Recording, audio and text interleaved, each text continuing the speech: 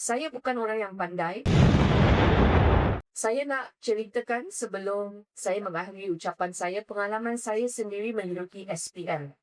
Saya bukan orang yang pandai. Saya cuma normal.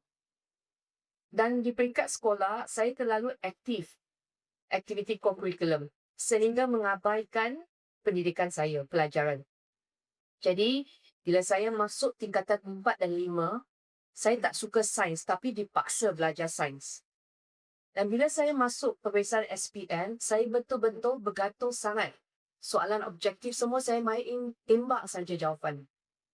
Dan sampai sehari ini saya masih trauma. Mimpi, kadang-kadang masih mimpi menduduki peperiksaan SPM. Dan pada masa itu, saya ketua pengawas sekolah.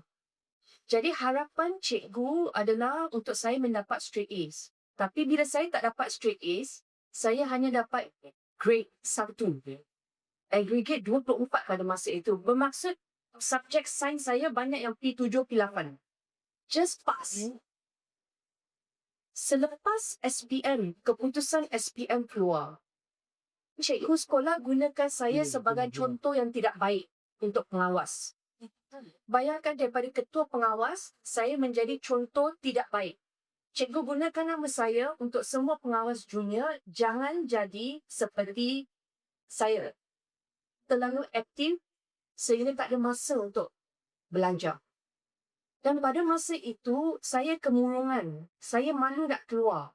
Masa itu kita tak ada shopping mall yang besar seperti ini. Di Subang Jaya, kita masa itu kita ada Carrefour. Macam Giant Rusia yang baru dibangunkan. Saya nak pergi beli barang di sana pun saya rasa malu nak keluar. Kerana saya digunakan sebagai contoh yang tidak baik. Jadi dorongan ibu bapa dan cikgu sekolah ini sangat penting. Jangan sesekali kita putus asa terhadap orang yang tidak berjaya dapat straight A's. Saya yakin dalam kumpulan 150 pelajar yang duduk dalam bilik ini, saya yakin dalam kalangan mereka ini pada masa hadapan adalah bakal menteri.